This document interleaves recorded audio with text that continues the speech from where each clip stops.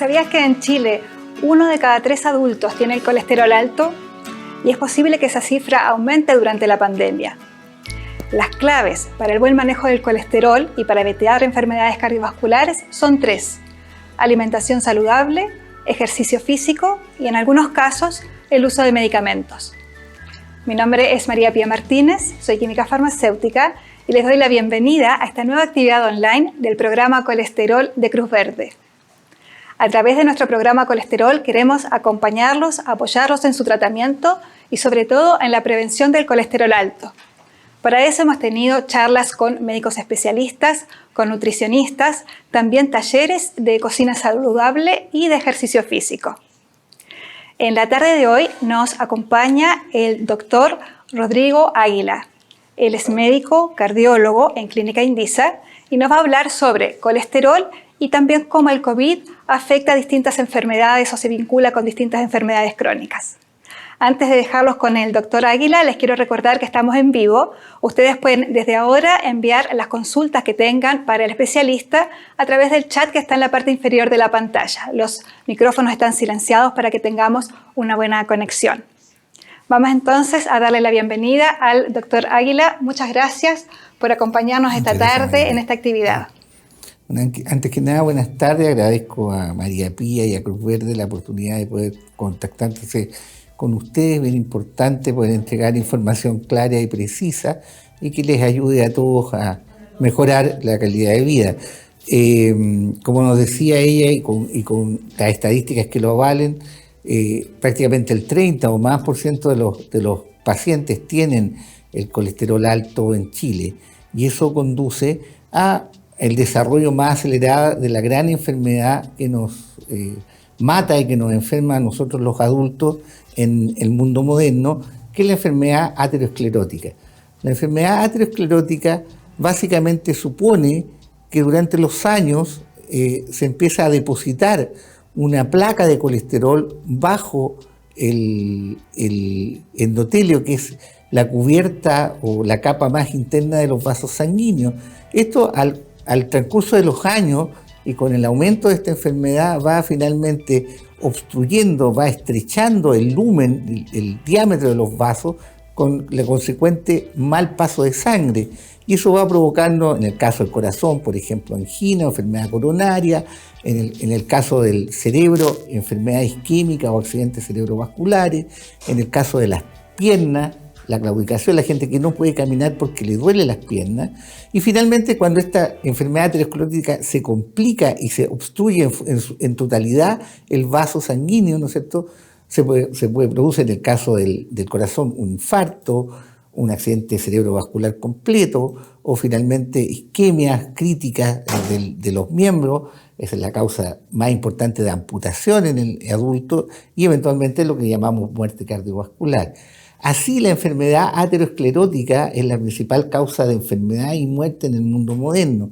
Y esta enfermedad aterosclerótica da fe en este cuadrito, digamos, que la enfermedad aterosclerótica compromete al corazón en lo que es el infarto, la disminución del flujo del corazón que llamamos angina, es una gran causa de insuficiencia cardíaca y invalidez cardiovascular y, por supuesto, la muerte súbita. Hay que recordar que un 30% de los pacientes, su primera manifestación de que se infartan es que se mueren en forma intempestiva. La enfermedad cerebrovascular, que da fe, ¿no es cierto?, los accidentes cerebrovasculares, ya sean por coágulos o por trombosis de las arterias, la arteriopatía periférica, que son la disminución de flujo a las piernas, y la enfermedad importante de los vasos más grandes, que es la aorta, que son los aneurismas o la disección aórtica. Esta enfermedad en globo es lo que nosotros llamamos enfermedad aterosclerótica. Y esta enfermedad cardiovascular tiene factores de riesgo que ya han sido muy bien definidos. Uno son factores que no son modificables, como el sexo, es más frecuente en hombres que en mujeres; la edad es más frecuente sobre los 45 años; historia familiar es más frecuente cuando uno tiene familiares con una enfermedad aterosclerótica más jóvenes, sobre todo más jóvenes de los 60 años, y tiene otros factores de riesgo que son modificables. como por ejemplo la actividad física. Está claro que la gente más sedentaria tiene un factor de riesgo y tiene enfermedad aterosclerótica más acelerada, la dieta no saludable, la diabetes y el síndrome metabólico, que son alteraciones del metabolismo del azúcar y la insulina, la gente que fuma, por supuesto, los obesos, los hipertensos y lo que nos compete ahora como tal, los dislipidémicos, la gente que tiene, ¿no es cierto?, alteraciones de sus lípidos sanguíneos. Existen otros factores de riesgo también que no se mencionan acá, pero que tienen también un peso estadístico bastante importante. Ahora, ¿qué es la dislipidemia? ¿Qué son los lípidos plasmáticos? Esa es la pregunta. Los lípidos plasmáticos básicamente se dividen en dos, en el colesterol y los triglicéridos, que son moléculas oleosas que navegan en el plasma, navegan en la sangre, unidas a proteínas, porque la grasa o los lípidos no son solubles en el agua, entonces tienen que hacerse solubles. Si uno tira, ¿no es cierto?, gotitas de aceite en el agua, no se mezclan, y para poder transportarse en el plasma, en la sangre, el colesterol y los triglicéridos se transportan unidos a proteínas. Ahora, el colesterol sí lo necesitamos. El colesterol es parte importante de la membrana celular de todas las células, tienen colesterol, y por supuesto muchas hormonas tienen como base el anillo de colesterol, y también las sales biliares que secretan en la bilis, que ayudan a digerir o a absorber algunos productos alimenticios. Y el colesterol tiene dos orígenes, básicamente el origen dietario, lo que uno come, ¿no es cierto?, y el otro origen que es lo que sintetiza el hígado. Por otro lado están los triglicéridos, que son otra molécula oleosa, que son básicamente ácidos grasos unidos a proteínas, y que también influyen un poco en esta enfermedad aterosclerótica. Y aquí es importante porque los ácidos grasos que conforman los triglicéridos, hay unos que se llaman monoinsaturados y otros que se llaman poliinsaturados, y ahí hay una discreta asociación nutricional, siendo bastante más elegibles o deseables los triglicéridos o los ácidos grasos que son poliinsaturados. Ahora, si uno mira, como les dije yo, que de dónde proviene y cómo se mueven estos lípidos en el cuerpo, dijimos que tanto el colesterol principalmente tiene una fuente endógena de síntesis que la hace el hígado principalmente, y otra parte que viene de la dieta y que uno la toma por el tubo digestivo. Existe un circuito del colesterol, que el colesterol se junta, el que excreta la bilis al intestino con el dietario y vuelve a absorberse, y en el hígado, ¿no es cierto?, se transporta hacia la sangre y hacia la bilis, excretándose. Por otro lado, este colesterol que se va uniendo a los tejidos periféricos, sobre todo en el endotelio, en las arterias, y las va tapando, es un colesterol especial que se llama LDL, que es el colesterol aterogénico, que es el colesterol malo, y que este colesterol es transportado de vuelta al hígado por un sistema de transporte reverso del colesterol en base a otra molécula de colesterol que se llama colesterol HDL o colesterol bueno. Entonces ya con esto uno al tiro adivina, ¿no es cierto?, que es muy bueno tener el colesterol bueno alto, o sea, el HDL alto, porque tiene un buen transporte de colesterol para retirar colesterol desde los vasos hacia el hígado y hacia el tubo digestivo, y al revés, es muy malo tener el colesterol malo, o sea, el LDL muy alto, porque voy a depositar mucho más colesterol en la periferia con el daño acumulativo que esto produce. Por otro lado, uno ya presupone que obviamente si yo tengo un colesterol dietario menor, o sea, si yo como menos colesterol, mi pool o volumen o margen total de colesterol va a ser mejor, y por otro lado, si yo logro disminuir la síntesis hepática de colesterol, también voy a poder controlar los valores de colesterol. Los valores de colesterol y triglicéridos se miden por un examen de sangre que se llama perfil lipídico, que permite, ¿no es cierto?, conocer los niveles de lípidos en la sangre. Y con esto uno puede determinar lo que nosotros llamamos el riesgo cardiovascular. Los parámetros, ¿no es cierto?, que mide el perfil lipídico son el colesterol total, que es la suma de todos los colesteroles, el colesterol HDL o el colesterol bueno, las que transportan colesterol desde la periferia hacia el hígado, los que nos limpian en el fondo nuestro sistema de autolimpieza, el colesterol LDL y el colesterol VLDL, sobre todo el colesterol LDL, el colesterol malo, y es el colesterol que se deposita en las arterias provocando el daño. Los triglicéridos, que también se asocian a enfermedad vascular. El exceso de triglicéridos no solamente es malo básicamente para la coagulación sanguínea, sino que también hacen que el colesterol LDL se ponga más malo aún, ¿eh? Y algunas proteínas que tienen que ver en este transporte. Esto nosotros pedimos un perfil lipídico para medir el pool total de colesterol y triglicéridos y sus fracciones, y además es importante tener en cuenta que en vista que los triglicéridos tienen un movimiento dietético muy rápido, se prefiere tomarlos en ayunas y ojalá la noche anterior uno le dice a los pacientes que coman una comida liviana. Ahora, ¿por qué se eleva el colesterol? Porque hay gente que tiene el colesterol más elevado y hay gente que tiene el colesterol en rangos normales. Las causas de las dislipidemias, el colesterol o los triglicéridos elevados, la primera causa es primaria, hay una causa genética. Y las dislipidemias primarias son dislipidemias muy severas que afectan inclusive a niños muy pequeños y son familiares, pero son felizmente las menos. Las principales son causas secundarias de dislipidemia las que se notan ahí. Primero, la diabetes. El primer gran factor de dislipidemia son los diabéticos. Los diabéticos tienden a tener colesterol bueno malo, colesterol malo alto y los triglicéridos muy altos. Y ahí obviamente uno adivina al tiro que un diabético bien controlado tiene menos posibilidades de tener dislipidemia. Los enfermos que tienen enfermedad renal, sobre todo enfermedad renal terminal y que están en falla renal crónica en hemodiálisis, también tienen una dislipidemia muy severa. Los enfermos que tienen enfermedad hepática, ¿no es cierto? La enfermedad hepática crónica, ya sea por hepatitis crónica, por insuficiencia hepática crónica, y en el caso de nosotros la causa más frecuente en este momento de alteración de la función hepática es el hígado graso y el síndrome metabólico, que eso está asociado, por supuesto, a un estilo de vida no tan sano, digamos, a la ingesta elevada de grasa saturada y hidratos de carbono y la obesidad central.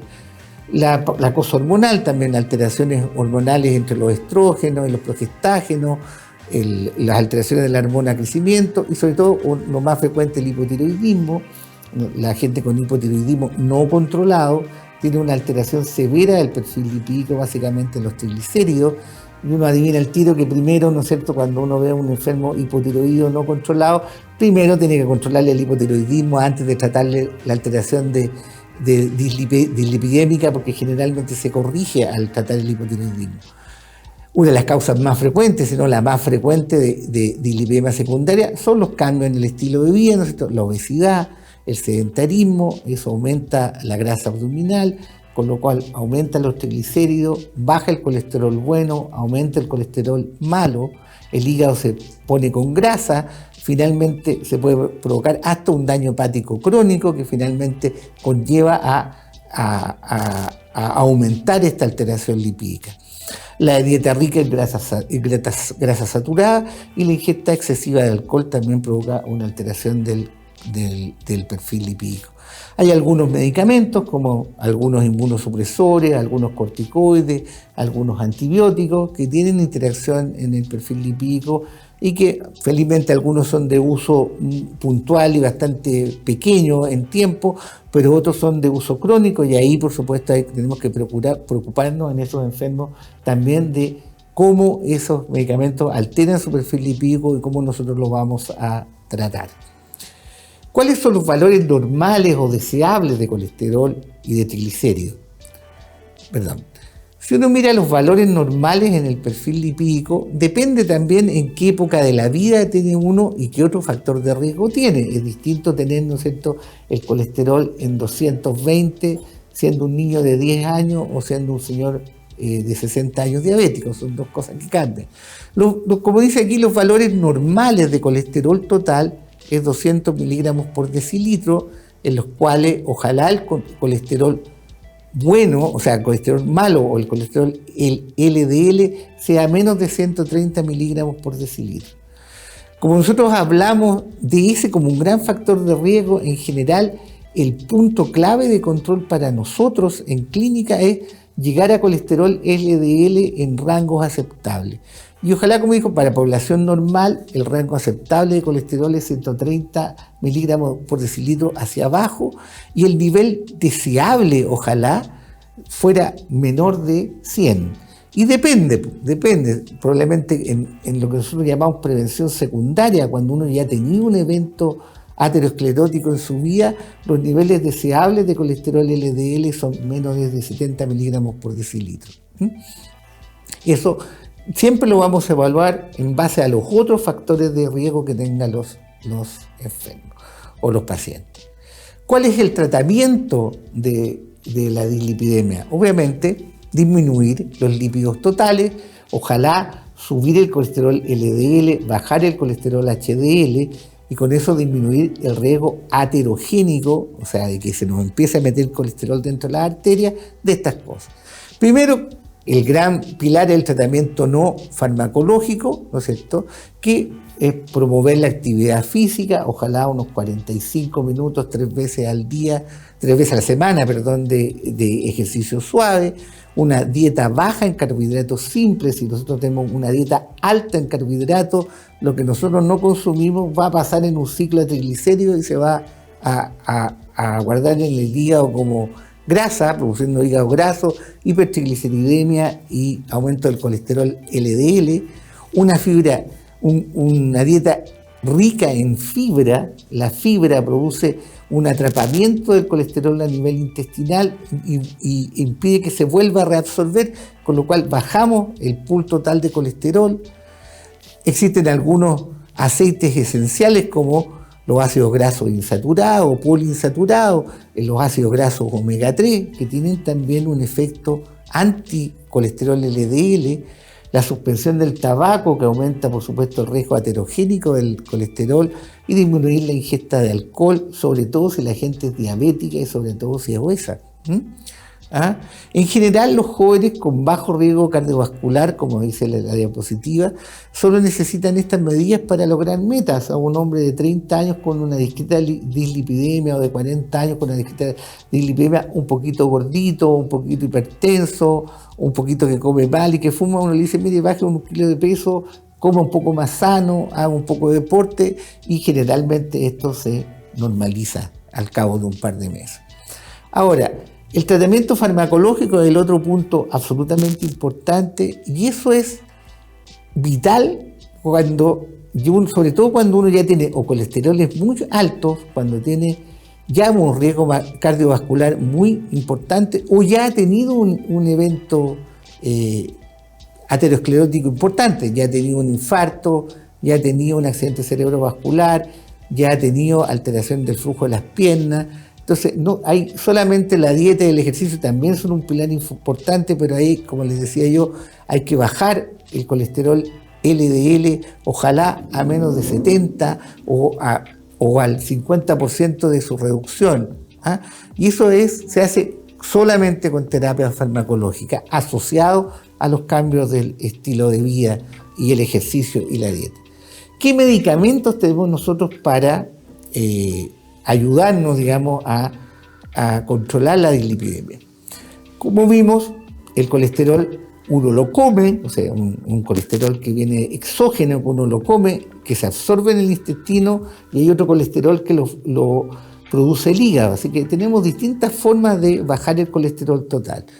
Los primeros fármacos que se sintetizaron fueron resinas, y son quelantes, son sales que uno toma entre las comidas, y lo que hacen es que hacen que el colesterol que se secreta por la vía biliar y el colesterol que uno come no se absorbe y pase de largo por el tubo digestivo. Si bien es cierto, tienen alguna potencia, tienen una potencia menor y tienen muchos efectos indeseables. La gente anda con muchos problemas gastrointestinales, flatulencia, diarrea, dolores abdominales, y por lo tanto se han dejado de usar, y se ocupan todavía, pero en menor caso. El ácido nicotínico, que son derivados de las vitaminas B, así en gran globo, que básicamente ayudan a normalizar en parte la trigliceridemia y en aumentar el colesterol bueno. Las estatinas, que son los grandes fármacos que estamos ocupando en los últimos 25 años, las estatinas son fármacos que lo que hacen es que disminuyen la síntesis de colesterol a nivel del hígado y son buenas y potentes y además son seguras. En los últimos 25 años la cantidad de efectos colaterales mayores con estatinas son contados con los dedos de una mano. Y eso también es importante que uno sepa que si su médico le dejó estatina para controlar el colesterol, son medicamentos que son extremadamente seguros y extremadamente potentes. Los fibratos, que son otro fármaco importante, que básicamente controlan los niveles de triglicéridos. El ezetimibe, que es una droga muy especial que se parece un poco a las resinas, que lo que hace es que no secuestra, no quema el colesterol, pero inhibe la absorción del colesterol. El colesterol libre en el tubo digestivo no se mete a la célula y no se absorbe en la sangre, así que también pasa de largo.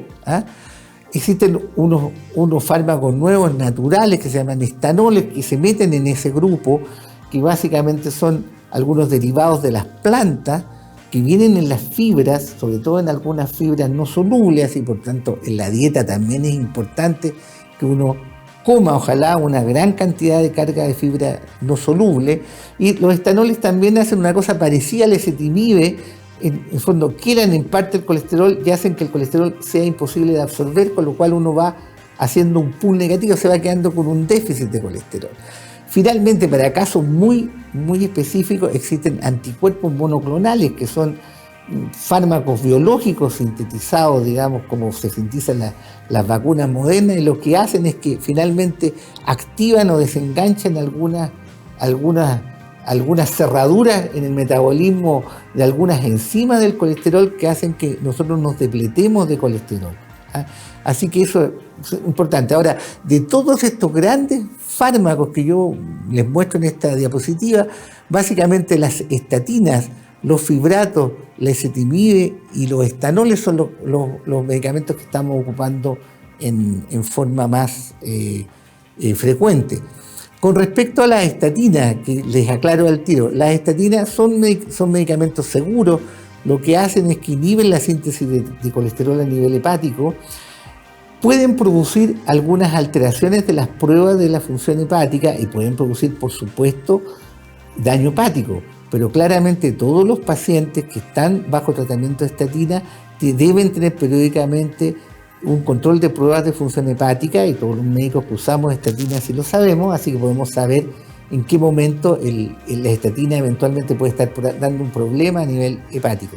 Por otro lado, las estatinas también pueden provocar un problema que se llama rhabdomiolisis, que en el fondo produce destrucción de los músculos estriados. Eso también es un problema mayor, pero como le digo,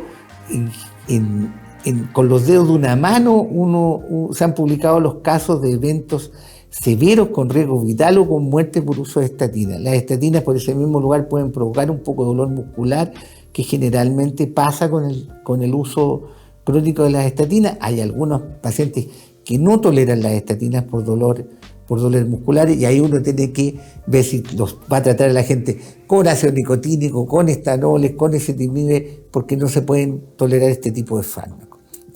Esto a grandes rasgos, una forma global de visión del colesterol y de su tratamiento.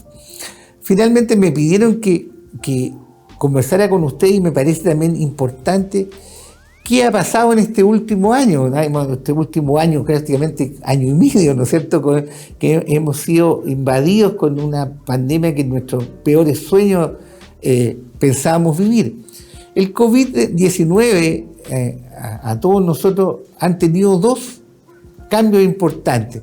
Primero, cambios claros en el estilo de vida de todos nosotros. Hemos cambiado la dieta. Mucha gente está más tiempo en casa, ¿no es cierto? Entonces mucha gente inclusive ha aprendido a comer mejor, pero mucha gente ha aprendido a comer peor porque está en casa, está teletrabajando, aumentando, ¿no es cierto?, el nivel de estrés. Entonces, entre comillas, un cariñito, ¿no es cierto?, salir un poco del estrés o del aburrimiento es comer alguna cosa rica, y las cosas ricas en general tienen más grasa, tienen más sal, no son más sanas. Ha aumentado claramente el consumo de alcohol y esos son datos, claro, han aumentado el delivery de productos alcohólicos a las casas y el consumo de alcohol en Chile ha aumentado en este último año y eso claramente vimos que el consumo de alcohol aumenta problemas con el hígado, aumenta problemas con los triglicéridos, aumenta con el LDL, nos hace aumentar de peso, así que también eso mismo. El mismo sedentarismo, la gente en general ha subido, y todos hemos subido un par de kilos a lo menos en esta pandemia, se ha restringido la actividad física, se han cerrado los gimnasios, la gente tiene poco más de miedo, por lo menos en los primeros meses de salir a la calle. El mismo estrés, el estrés es un factor de riesgo cardiovascular. Y eso también nos ha llevado a aumentar el consumo de alcohol, el cambio en la dieta. Curiosamente, y probablemente nuestro químico farmacéutico nos puede dar de fe, que inclusive hay algunos ansiolíticos que han quedado fuera de stock en las farmacias con esta pandemia. O sea, han habido aumento del consumo de psicofármacos. Muchos enfermos también han abandonado su tratamiento crónico porque no han ido a control, porque se les han vencido las recetas, porque han tenido miedo de salir a control, porque han habido también informaciones erróneas en internet que ciertos medicamentos pueden hacer mal si uno tiene COVID o que tienen más riesgo de contraer COVID si uno lo está tomando. O sea, la gente sin consultar la verdad ha abandonado su tratamiento. Es lo mismo la falta de control médico y lo otro que también ante consultas que antes la gente consultaba de forma más precoz, hay consulta tardía, por lo tanto nosotros, por lo menos en la parte cardiológica, nos ha tocado ver enfermos mucho más graves que se han demorado en hacer su consulta. Y por otro lado, los enfermos que tienen la mala suerte de enfermarse de COVID-19, depende también su pronóstico del estadio previo cardiovascular. Si yo tengo ya una enfermedad cardiovascular, tengo una insuficiencia cardíaca, tengo puesto un marcapaso, tengo una angioplastía, tengo un bypass, mi corazón ya no funciona tan bien como de otra persona sana a mi misma edad, por supuesto el estrés cardiovascular de la enfermedad va a ser mucho mayor, y eso va a tener claramente un puntaje distinto en la gravedad de la enfermedad. También muchos de los medicamentos que se ocupan para tratar el COVID tienen algunas contraindicaciones o precauciones con enfermedades cardiovasculares. Algunos provocan arritmias serias sobre todo y también eso es importante. Ahora, felizmente todos estos fármacos se administran en el contexto de enfermos graves, monitorizados en unidades de cuidado intensivo, donde se saben tratar las contraindicaciones de esto. Y por último, no es menor, un 20 o un 30% de los enfermos que se enferman con COVID hacen miocarditis, una inflamación del corazón que inflama el corazón y en distintos grados, desde que puede llevar a insuficiencia cardíaca, arritmia, muerte por eso, que lo hemos visto, como también pequeños focos de miocarditis que pasan sin problemas. Eso es bastante importante. Esa es la gran conexión del COVID con nuestra enfermedad y con la enfermedad cardiovascular. Ahora, sobre todo con los cambios de estilo de vida es donde hemos visto el gran porcentaje. Yo agradezco nuevamente la oportunidad de poder juntarme con ustedes y estamos atentos a tratar de contestarle todas sus preguntas. Muchas gracias. Muchas gracias, doctora Águila. Muy claras las explicaciones y también los vínculos entre los hábitos de vida, cómo afectan los problemas cardiovasculares y al revés, cómo prepararse para que en caso si nos enfermamos de COVID no tengamos tantas complicaciones. Así que un vínculo bien importante entre ambos temas. Vamos a quedar entonces abiertos a responder las consultas. Acá nos pregunta Valeria si un diabético descompensado, ¿cuánta influencia puede tener eso para acrecentar una enfermedad cardiovascular? Como yo le decía en una de las diapositivas a Valeria y al resto de los concurrentes a este webinar, la diabetes es un gran factor de riesgo cardiovascular. Los dos grandes factores de riesgo, los que tienen más peso específico, es ser diabético y fumar. Las peores dos combinaciones. Si ya fumar es malo, le digo al tiro a todos los diabéticos que por favor dejen de fumar porque esa combinación es monstruosamente mala. Claramente un diabético al estar con hipertrigliceridemia, con disminución del colesterol bueno, del colesterol HDL y con el azúcar alta, con algunos trastornos hidroelectrolíticos que eso trae, con alteraciones de la función de las pruebas hepáticas, claramente es un componente aterogénico importante y los diabéticos claramente, si no se cuidan, tienen enfermedad aterosclerótica mucho más avanzada y acelerada. Un diabético bien cuidado tiene un riesgo muy, muy razonable, así que claramente si se cuida bien con niveles de azúcar, y eso significa tomar su medicación, hacer su dieta, hacer ejercicio, mantener un peso razonable, por supuesto va a tener una vida más larga, más próspera y más sana, digamos, absolutamente. Bien. Alejandra nos presenta una situación, pero en el fondo nos dice qué pasa en los casos en los cuales hay un aumento de colesterol que no responde a tratamiento, o cuando se administran estatinas y se elevan las pruebas hepáticas. Un poco ya nos había adelantado, pero quizás reiteramos. Bueno, hay distintas estatinas, ¿eh? Está desde la más básica que se sintetizó, la primera que se llama lovastatina, hay lovastatina, atorvastatina, pravastatina, simvastatina, rosuvastatina, pitavastatina, todas estas estatinas las tenemos disponibles en Chile con distintos nombres comerciales. En general, uno prueba algunas estatinas si existen alteraciones en las pruebas de función hepática o en las pruebas musculares. Existen algunas alternativas de estatinas que están probadas, que son un poco menos severas para eso, que uno las podría probar, o uno puede usar dosis más pequeñas de estatina, asociarlas a ezetimibe, o asociarlas a dosis bajas de fibrato, o estatina más estanoles. Siempre existe la posibilidad de poder asociar estas drogas, siempre con control médico y con control de laboratorio, así que hay que ver qué combinación de estas, que pueden ser inclusive 2 o 3, son las mejores para cada una. Ahora, normalmente cuando uno quiere solamente tener como punto de fin de tratamiento el colesterol LDL, felizmente nosotros los chilenos somos bastante sensibles a las estatinas, y basta con una estatina a dosis intermedia para que abajemos el colesterol LDL a niveles que sean muy razonables y muy aceptables y deseables. Bien, nos estaban consultando también respecto del dolor en las piernas, que también lo habíamos mencionado. Quizás mencionar que algo no tan frecuente, porque nos preguntaban por qué lo siguen recomendando si provoca dolor en las piernas, pero... Claro, es lo mismo, o sea, claro. Finalmente todos los fármacos tienen algunos efectos colaterales. Si uno lee la letrita chica, ¿no es cierto?, de los papelitos que traen en las cajas los medicamentos, uno podría asustarse de todo. Pero claramente las estatinas, vuelvo a decir, y los fibratos también son medicamentos seguros. Ahora, las estatinas pueden provocar dolores musculares, pueden provocar también alteraciones serias del metabolismo muscular, eso es bastante más raro, pero aún así los dolores pueden ser limitantes y puede ser una razón de suspenderlo. Pero tenemos otras alternativas, entonces claramente también si uno piensa que las estatinas le están haciendo mal, tiene dolores musculares, que la impiden tomarla, bueno, tendrá que conversar con su médico tratante y ver la otra alternativa, y por supuesto optimizar mucho más los tratamientos no farmacológicos. O sea, si uno quiere prescindir de las estatinas, por supuesto tiene que optimizar al máximo el tratamiento no farmacológico, dieta, ejercicio y cambios severos en el estilo de vida. Bien. Verónica nos dice, altos niveles de estrés y jornadas laborales extenuantes afectan los niveles de colesterol y los triglicéridos, y además agrega, muchas gracias por la clara exposición. No, muchas gracias.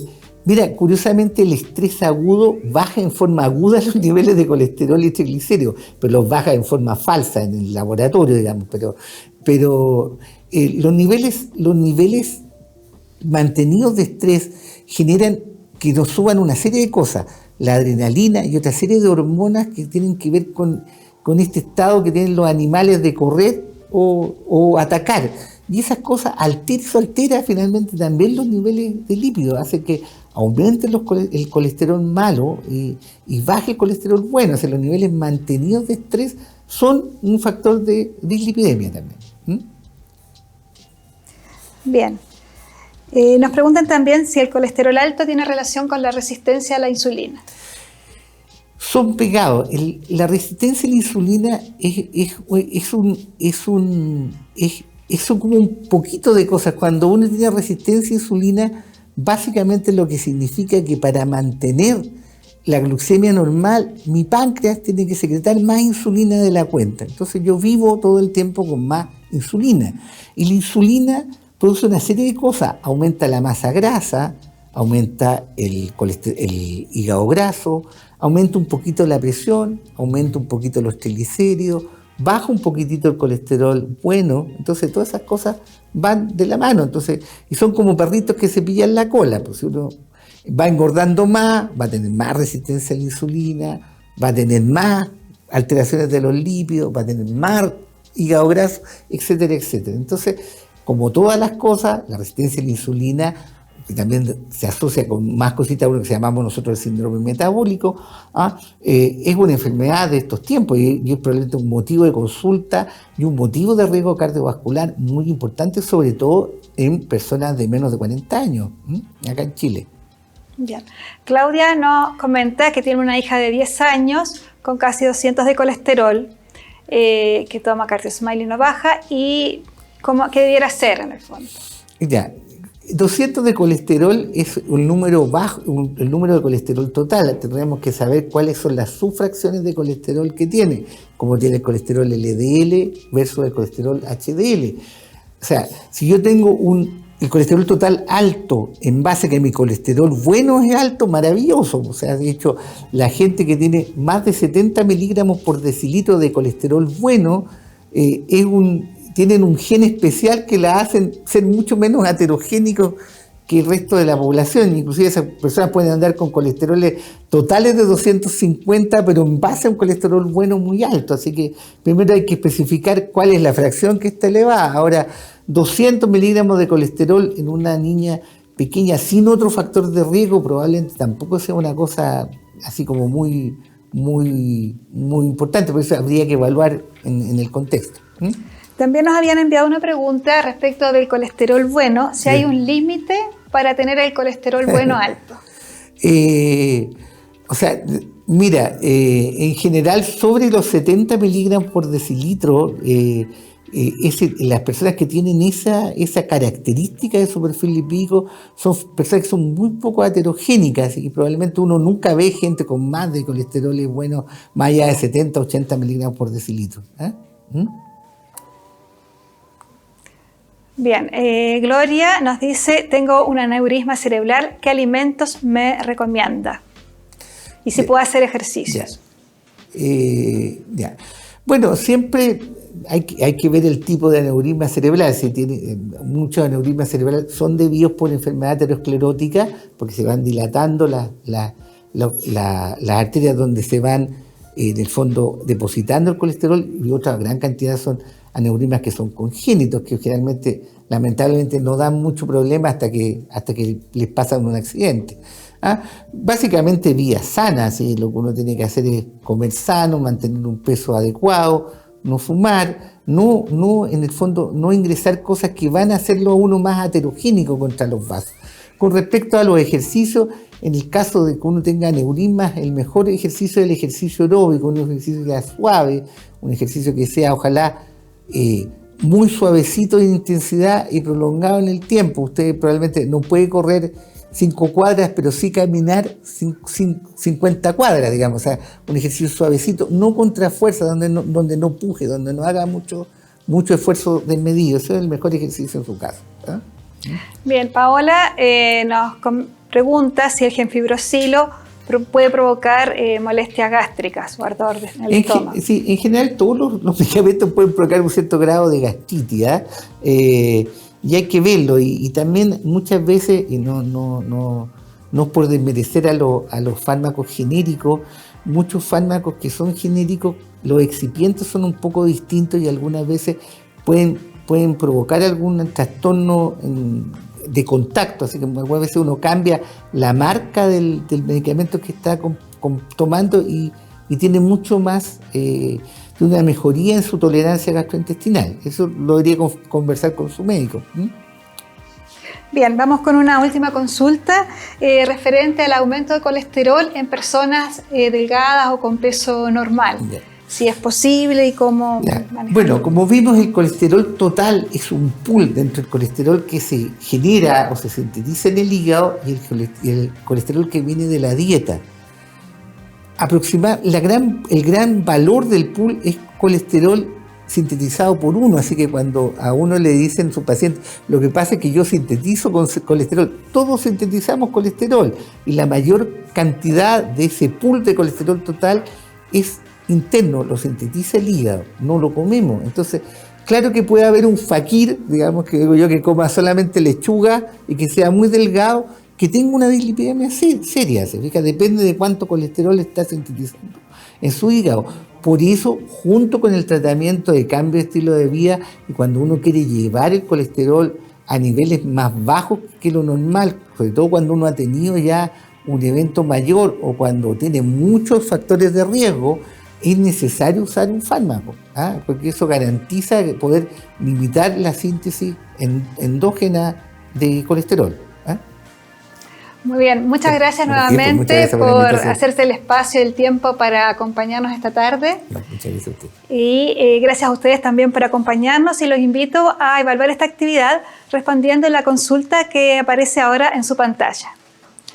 Además, les quiero recordar que si quieren revivir la charla del Dr. Águila, pueden hacerlo porque queda grabada y disponible para ustedes en nuestro canal YouTube de Cruz Verde.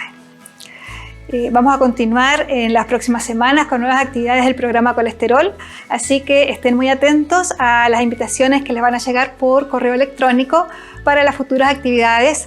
La próxima va a ser una clase de cocina saludable con un conocidísimo chef, así que estén muy atentos a las invitaciones que les vamos a enviar. Muchas gracias y los esperamos.